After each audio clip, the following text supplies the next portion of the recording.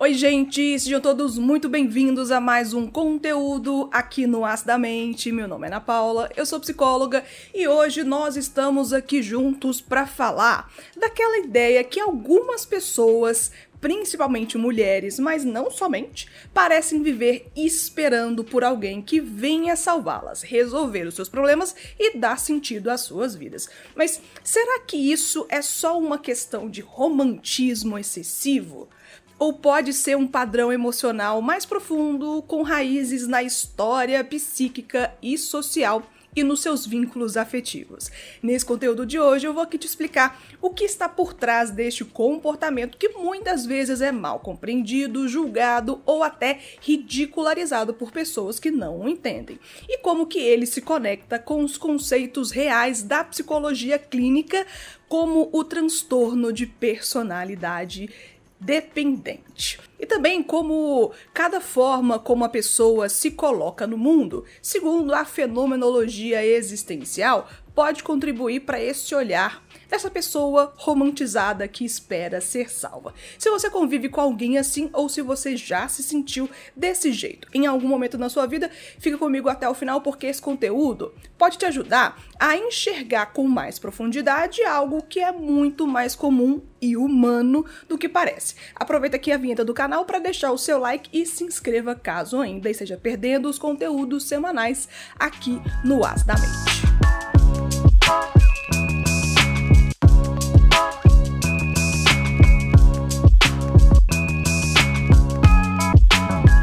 Ouviu falar da chamada Síndrome de Cinderela?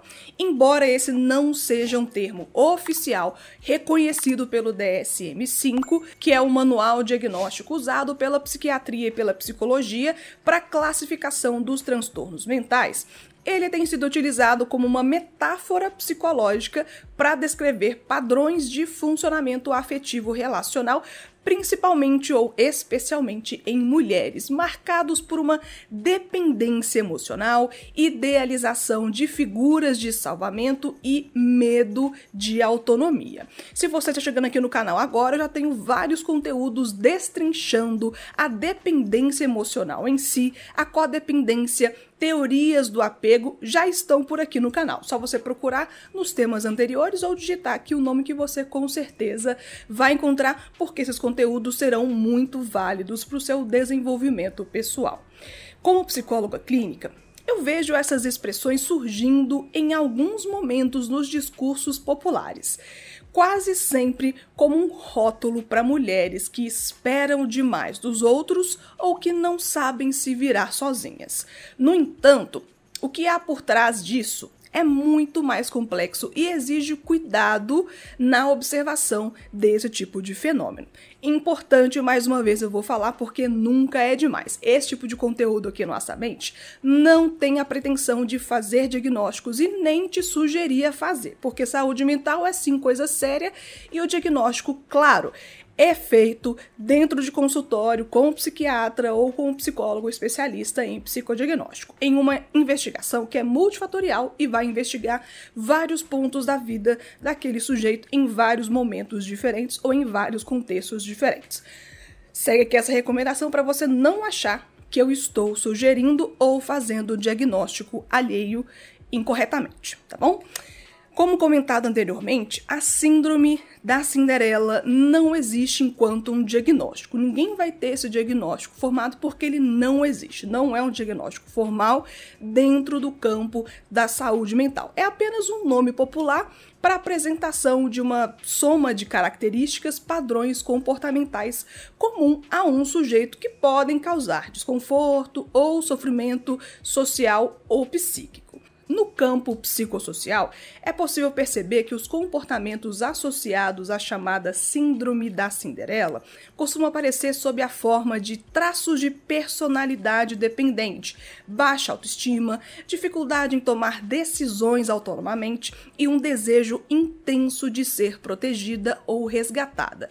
Se fôssemos tentar aproximar essas características a algum diagnóstico que já está categorizado no DSM-5, a gente encontraria aqui o transtorno de personalidade dependente, que envolve uma necessidade excessiva de cuidados, levando à submissão e ao medo da separação. O transtorno de personalidade dependente é um padrão generalizado e excessivo de necessidade de ser cuidado que leva a comportamentos de submissão, dependência e medo de separação. Esse padrão se inicia lá na idade adulta jovem e já está presente em diversos contextos diferentes. A cargo de curiosidade para vocês aqui que gostam desse tipo de conteúdo, alguns comportamentos que a gente pode observar em pessoas que sofrem desse diagnóstico são: dificuldade em tomar decisões do dia a dia sem o excesso de conselho ou reafirmação de outras pessoas, necessidade que os outros assumam responsabilidades importantes na sua vida, dificuldades em expressar discordância por medo de perder apoio ou aprovação, dificuldade de iniciar projetos por si só por falta de autoconfiança e não por falta de motivação ou energia. Essa pessoa costuma ir longe demais para obter apoio e aceitação, chegando até a se oferecer para fazer tarefas desagradáveis para ela. Ela se sente desconfortável ao desamparo quando está sozinha ou por medo exagerado de ser incapaz de cuidar de si mesmo. Ou quando um relacionamento termina, ela busca urgentemente outro que ofereça o apoio e cuidados que ela julga ser necessário. Preocupação irrealista com o medo de ser deixado para cuidar de si mesmo. Mas como toda tentativa de nomear experiências humanas, o diagnóstico é apenas um dos vértices possíveis. Ele serve como uma ferramenta de organização, mas nunca vai dar conta da totalidade da existência humana daquele sujeito. Do ponto de vista da psicologia existencial, o que nós chamamos de síndrome da Cinderela pode ser compreendido como uma forma de estar no mundo definitivamente marcada por um modo de ser em que o próprio projeto existencial é adiado ou é terceirizado.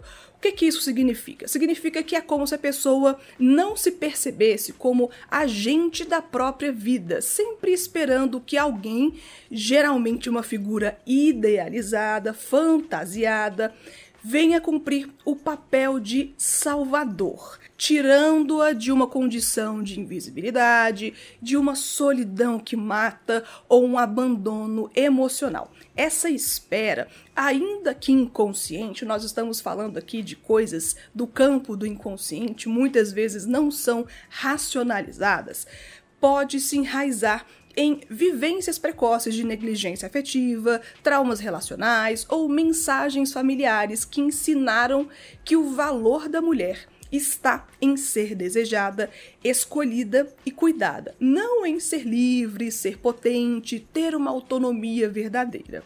Embora esses modelos de educação estejam diminuindo ou sendo aperfeiçoados com o passar do tempo, é inegável que isso moldou gerações de pessoas e ainda continua sendo algo culturalmente e socialmente aceito ou incentivado. O sujeito que vive sobre esse modo de existência frequentemente vai internalizar a ideia de que ela não pode fazer coisas por si mesmo e por isso ela vai se ancorar aqui nos outros para definir as suas escolhas, a sua identidade e até o seu lugar no mundo.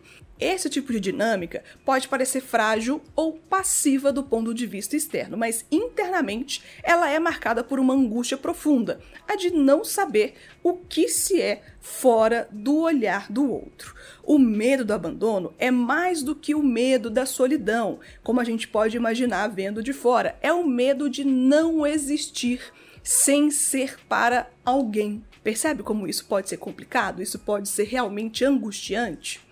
Ao longo dos meus anos de atendimento clínico, eu percebo que essas mulheres, porque, sim, novamente, a maioria são mulheres, vivem em um conflito constante entre o desejo de autonomia e o medo de perdê-la. Principalmente perder essa autonomia se de fato elas se posicionarem.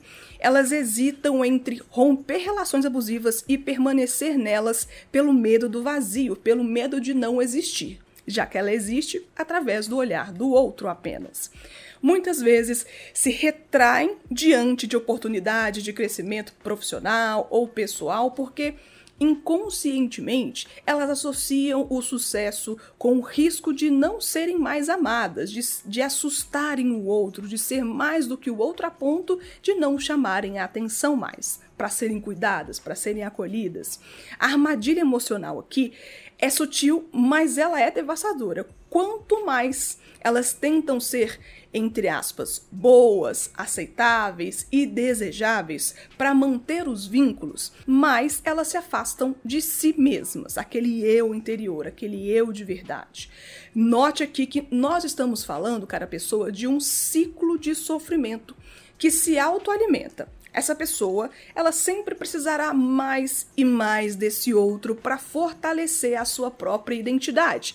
Nunca é o suficiente, nunca vai ser o suficiente para tampar o buraco existencial de uma vida repleta de inautenticidade. A psicologia existencial, ela nos convida a ir além de qualquer tipo de diagnóstico, não tirando, é claro, a necessidade e importância que esse tipo de ferramenta pode nos trazer como conhecimento e categorização de um sofrimento específico, mas buscando compreender o sentido da experiência única, a experiência vivida daquele indivíduo que está conosco. O que significa aqui que para essa pessoa o caso seria mais assim: o que significa para essa pessoa esperar um salvador? O que se perde quando ela se arrisca a tomar uma decisão sozinha, sem o apoio ou auxílio de ninguém?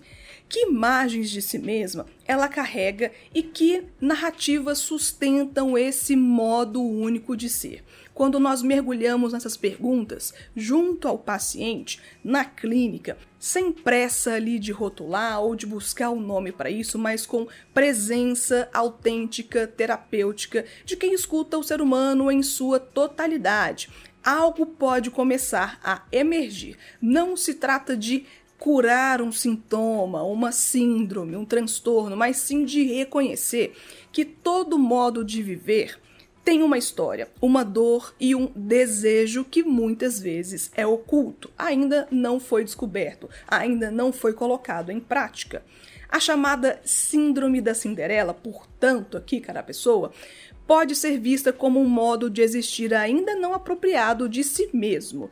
Há ali uma potência, uma sensibilidade, uma capacidade de amar e de ser amado, uma abertura para o vínculo, para o mundo, que precisa sim de ser resgatada de dentro para fora e não preenchida de fora para dentro. A psicoterapia é um lugar que propõe justamente a esse encontro, a ajudar o sujeito a se reabitar no seu próprio corpo, na sua voz, naquele seu querer, aquele seu desejo. A sair da espera e entrar na ação, não como quem rejeita o cuidado do outro, porque, é claro, isso é muito importante, isso ajuda a nossa existência a se constituir como algo no mundo, para com os outros, mas também como quem escolhe se cuidar em primeiro lugar. E se você reconheceu alguém próximo aqui nesse comentário de hoje, ou até a si mesmo, nesse padrão de comportamento, a recomendação não é o julgamento,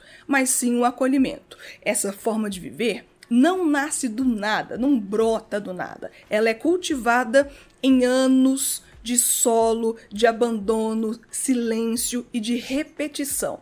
E como toda narrativa pode ser reescrita desde que haja espaço para o autoconhecimento, o enfrentamento da angústia e o exercício da liberdade, pode ser que agora inicie um novo momento para você olhar para isso com um pouco mais de cuidado e com um pouco mais de ação. Na prática clínica, não tratamos síndromes inventadas, mas acompanhamos pessoas reais, casos de pessoas reais com histórias complexas e subjetividades singulares. Aqui é a síndrome da Cinderela, que espera ser resgatada por um príncipe. Ela não precisa ser destruída. Ela precisa ser escutada, compreendida e talvez convidada a calçar os próprios sapatos e caminhar com os seus próprios pés. Afinal, como já dizia Sartre, nós estamos condenados à liberdade e é nela e não no salvamento de um príncipe encantado montado naquele lindo cavalo branco